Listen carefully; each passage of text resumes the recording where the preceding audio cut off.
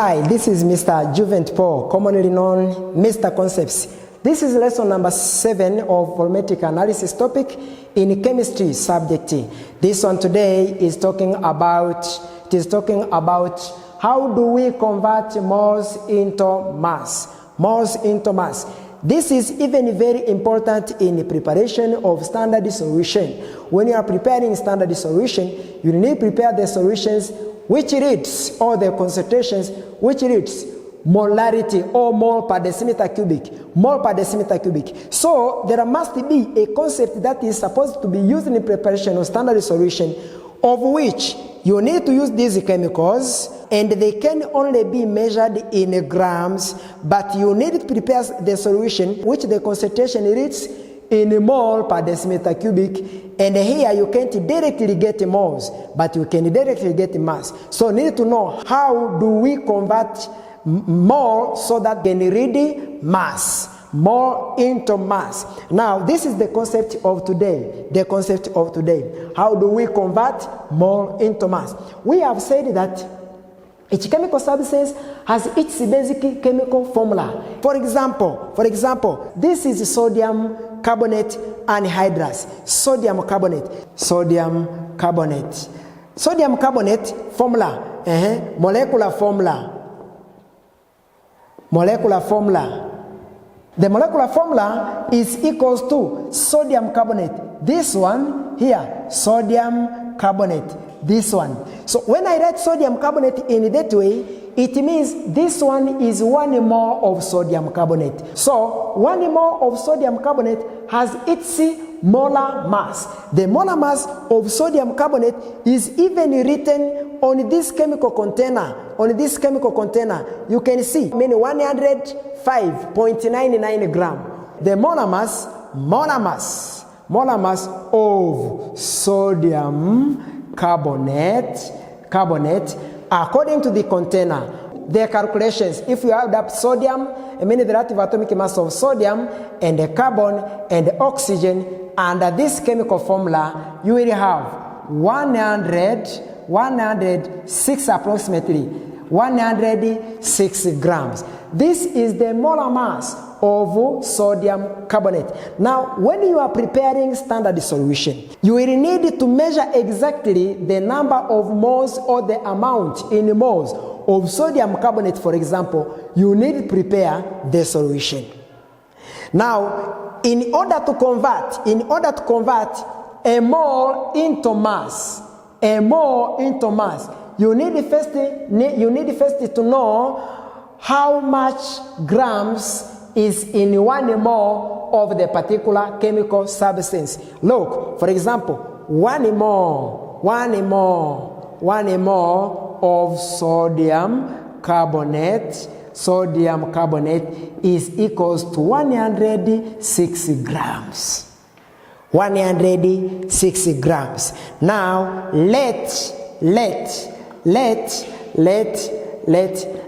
you want to convert. Let you convert 0.04 mole of sodium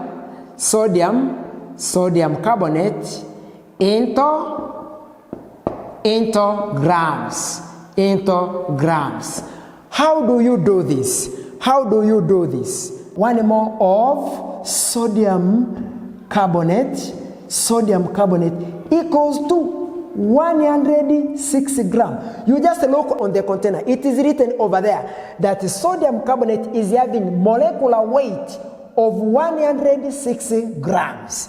And then you need to convert 0.04 moles of sodium carbonate back into gram. So you just say 0.04 mole of sodium carbonate. This one equals to how much grams?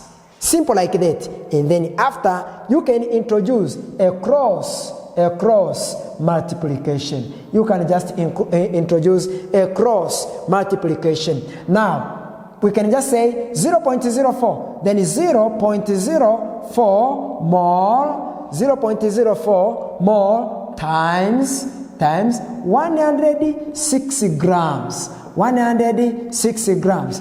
This one will be equals to 1 mole.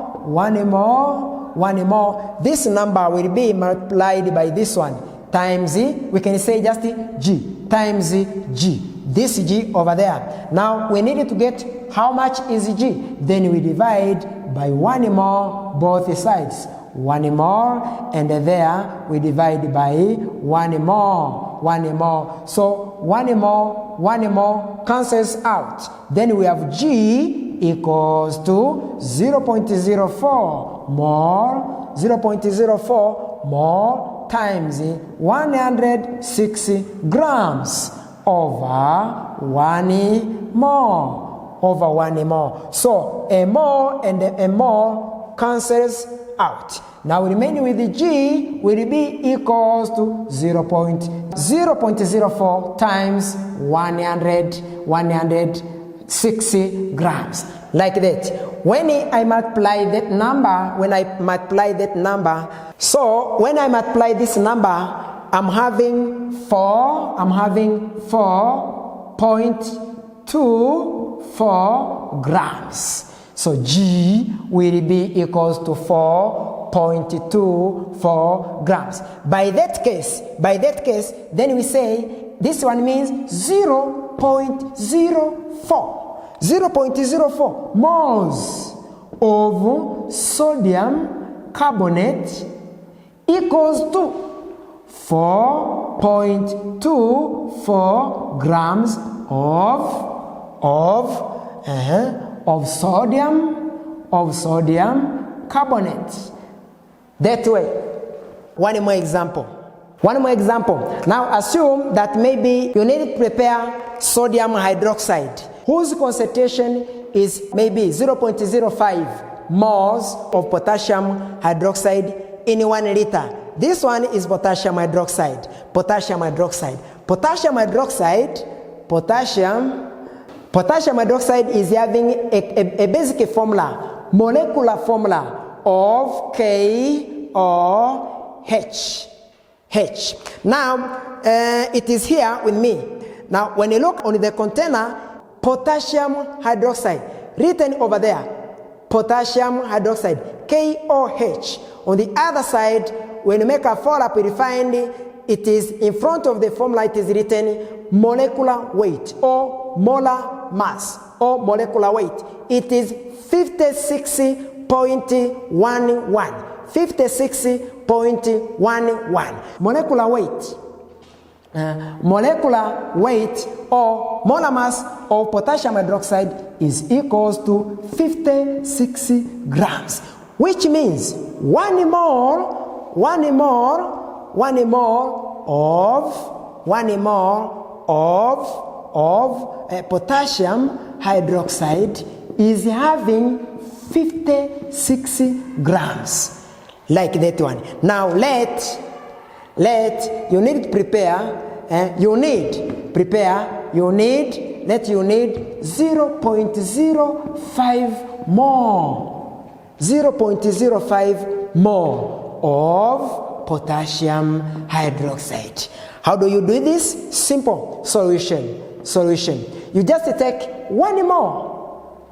You just say 1 mole of KOH, potassium hydroxide, equals to 56 grams. Simple like that. And then you need to convert. This one, you need to convert 0.05 moles of potassium hydroxide into grams. Then you write over there on the side of moles. Then you say 0.05 moles of sodium hydroxide is equals to how much grams? That way. After there, you just introduce a cross multiplication. That way and that way. Of which 0.05 more is multiplied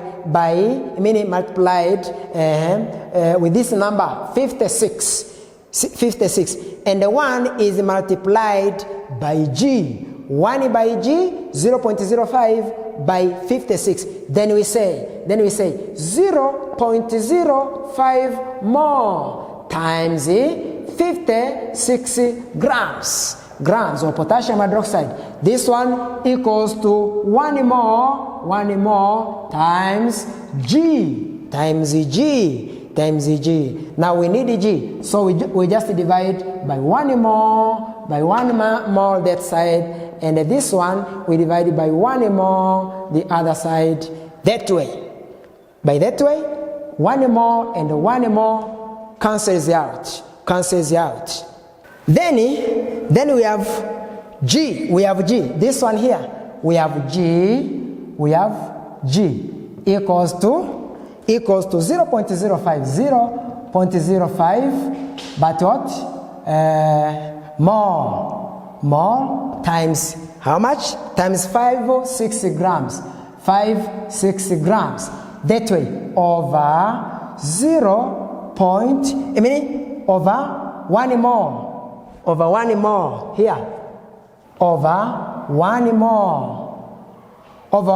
So a mole and a mole cancel out.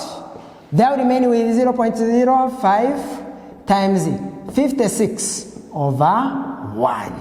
Now this one, when you multiply this number and you divide by 1, you will have the answer like G equals to 2.8 grams. 2, so here has been G. Grams, because this one has not been cancelled. So we have 2.8 grams. That means 0.05 moles of potassium hydroxide equals to, this one is equals to 2.8 grams of sodium, of potassium K or H. That is how things go. So by that way, you can convert as many as moles you can into mass. All these chemicals need to be prepared into standard solutions. So that is the way you can convert a mole into mass during preparation of standard solution. Don't bother of how do you get the molecular weight of the compound or of the chemical substance. The monomers of the chemical substances are all written on the particular chemical containers. So if it is ferrous chloride, you find the molecular weight of ferrous chloride over there. If it is calcium carbonate, you find its molecular mass over there. So each and everything is there on the chemical container. What you need to understand is just the conversion. How do we convert this one into this one? But generally or finally, the general formula,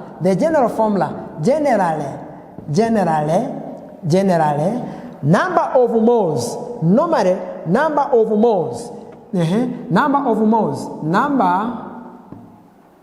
of moles it is represented by N equals to, N will always be equals to the mass of substance,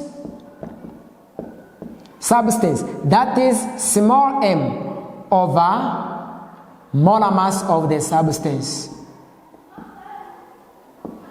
Molar mass of the substance, that is M capital. Molar mass of the substance. This way. So when you are converting mass into mole, or you are converting mole into mass, you can use this general formula as the conversional formula of mass into mole and the mole into mass. Up to there, please let me call the session. You get me in the next session that will be talking about preparation of standard solution. That will be lesson number 8. Thank you for watching. Be blessed.